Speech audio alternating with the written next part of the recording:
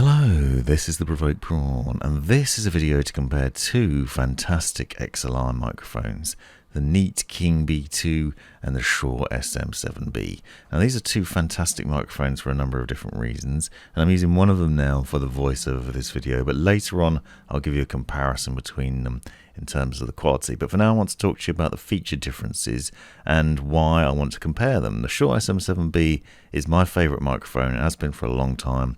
It's really capable and fantastic with a really stealthy look, but also a really high quality capture.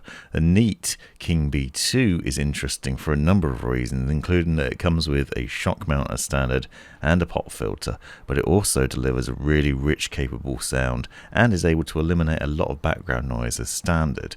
Now both of these microphones are XLR microphones, so they require preamp setup. You'll need some sort of interface like the Razer Audio Mixer, Go XLR, or Rode Podcaster 2 for example. And it's also worth noting that the neat microphone requires 48 volts of phantom power. The Shure does not. Now the Shure microphone is fairly understated, as you can see, but you do have a bass roll-off switch and a presence boost on the back of it, so you can see that you have little switches there that you can adjust to tweak it, and then obviously you have the power to adjust the settings within your XLR interface as well. So in the preamp you can change things like compressor, noise gate and other things like that to adjust the sound to your environment. Now I found that this mic is really rich, really capable, and I use it for the majority of my voiceovers. It delivers really good sound, eliminating some background noise but also resulting in a fantastically rich capture quality, which is obviously important if you're doing things like voiceovers. It is, however, very expensive, and the neat King B2 is remarkably affordable by comparison, and yet, as you'll see at the end of this video, it delivers some really good sound. I was also struck by the build quality of the King B2, and one of the things that you'll notice, for example, is in a weight comparison difference. You'll see that the Shure mic comes in about 839 grams, which is pretty hefty. It is not a lightweight mic, but the King B2 is quite a bit more than that. So you'll see when it goes on the scales that it weighs over a kilo. So it's 1 kilo, 188. So it's pretty hefty. And I'll be honest, I was a little bit concerned that it wasn't going to mount on a boom arm because of it. I thought boom arms would struggle to support it. However, I'm happy to report that when I put it on the Rode PSA 1 Plus, as you could see a second ago, it does indeed stay on there, and it is possible to use it on a boom arm, so that's worth keeping in mind.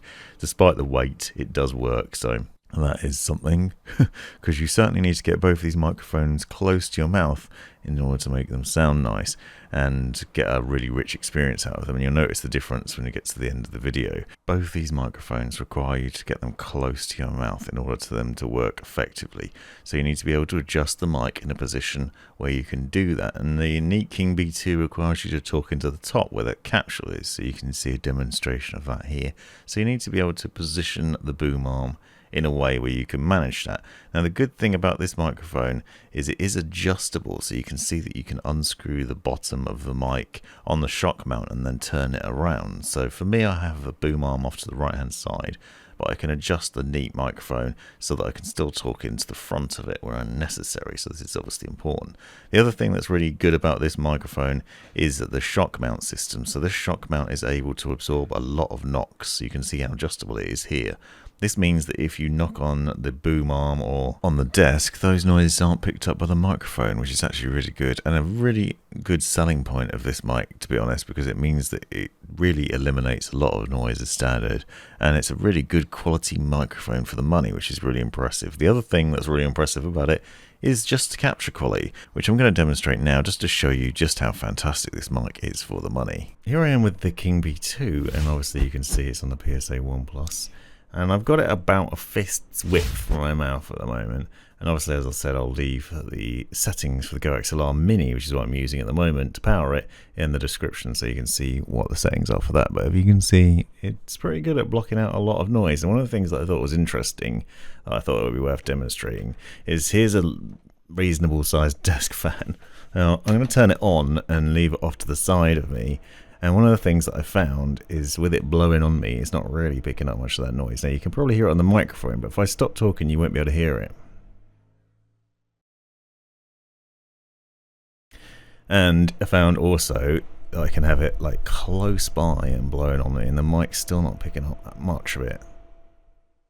Obviously, I'm not going to be holding it like this the whole time, but I thought it was very interesting that it was doing a good job of blocking it out. Now, obviously, that's quite an extreme use, but you might find that you have PC fans nearby, which I have, for example. I also have a window over here that get a lot of car noise and motorbikes going past in a really annoying way, spoiling my voiceovers, and this mic seems to eliminate quite a bit of that. Now, especially obviously with thanks to the compression and other settings and noise cancellation settings on the Go XLR, but I think as standard it does a good job of eliminating some of that pesky background noise, so that's interesting. And here I am with the Shure SM7B, and I've been using this microphone for the beginning of this voiceover, so now you can see the difference and listen between this and the neat King B2, and you'll hear just the sound quality difference. They're actually very comparable, I think, and I've focused on showing what the Neat can do with its elimination of a shock mount, but what's interesting is I found that I can also grab this microphone and pull it around quite a bit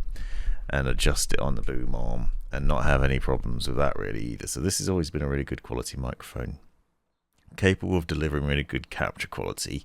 Obviously, if you power it in the right way, it does require a little bit of tweaking in the preamp settings in order to get it sounding right, and many people will tell you need a cloud lifter, which you don't, as long as you've got a good setup in terms of having it close to you. I've never needed a cloud lifter or any sort of booster for it. It works perfectly fine with Go XLR Mini, full-size Go XLR, Razer audio mixer, and other interfaces that I've used as well, so no problems there, and the quality is really fantastic. It is my main microphone and I still think this is the best. However, the King B2 has been the closest microphone I've come to replacing this, as in one I'd recommend highly in order to swap out with its like comparable sound but also features that make it really worthwhile. So the fact that it eliminates so much background noise as standard is really appealing. It's also really rich sounding. The shock mount and the pop filter obviously make them very appealing as well. Shure SM7B, for good reason, is still one of the best microphones around. However, it is considerably more expensive than the King B2, and for the features that you get, the sound quality and other things, the King B2 is well worth looking at. The weight is worth keeping in mind though, because you will need a good quality boom arm in order to support it. You can see this is the blue compass, but I used the PSA 1 Plus for the King B2, so there are flexible high quality mic arms out there that you can use. If you use a cheaper one, you may find that it drops down and you're not able to support it properly. But both mics need to be close to your mouth in order to sound good, but they are both fantastic. This has been the Provoked Prawn. Hope you found this video useful. Thanks for watching. This has been the Provoked Prawn. Hope you found this video useful, interesting, hilarious, or otherwise. Take a look at these other videos that I think you might find interesting as well. And have a look at the description for links and other information you might find useful. Click that join button to see the benefits of being a member of my YouTube channel. And most importantly, have a great life.